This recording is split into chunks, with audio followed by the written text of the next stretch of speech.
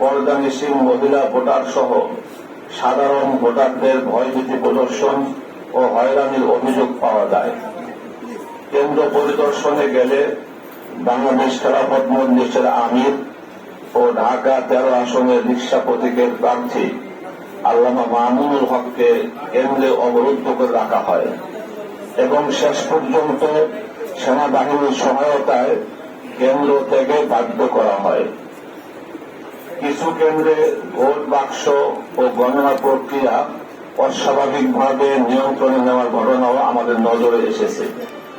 বিকেল 4:30টার দিকে একাধিক কেন্দ্র থেকে আমাদের এজেন্টদের বের করে দেওয়া হয়। রেসিডেন্সিয়াল কলেজ কেন্দ্র সহ কয়েকটি গুরুত্বপূর্ণ কেন্দ্রে আমাদের প্রধান নির্বাচনী এজেন্টকেও প্রবেশে বাধা দেওয়া হয়। একই সময় জাল ভোট প্রদান ও ভোটার প্রভাবিত করার অভিযোগ ওঠে। আমরা তাৎক্ষণিকভাবে সংশ্লিষ্ট কর্তৃপক্ষকে অবহিত করলেও কোথাও কার্যকর প্রতিকার দেখা যায়নি, বরং দুষ্কৃতিকারীদের বিরুদ্ধে দৃশ্যমান কোন গ্রেফতারও করা হয়নি। ভোট গণনার সময় অনিয়ম আরো প্রকট আকার ধারণ করে। টেম্পারিং, ওভার রাইটিং এর মাধ্যমে ধানের শীষ প্রতীকের ভোট অস্বাভাবিকভাবে বৃদ্ধি এবং রিকশা প্রতীকের হাজার হাজার ভোট বৈধ বাতিলের অভিযোগ আমাদের হাতে প্রমাণ সহ এসেছে।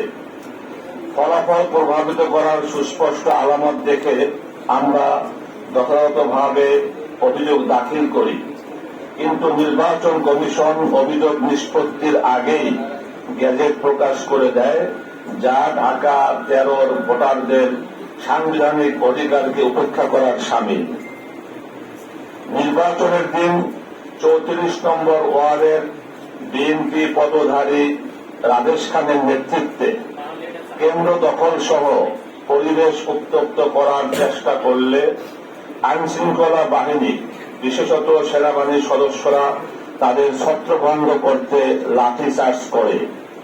তাতে জনৈক জনাব হায়দার আলী সহ অনেকে আহত হন এবং গতকাল 22 ফেব্রুয়ারি রাতে তিনি ইন্তেকাল করেন হাসপাতালে।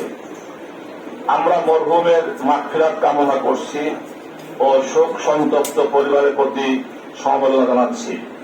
তিনি কেন্দ্রের বাইরে অবস্থান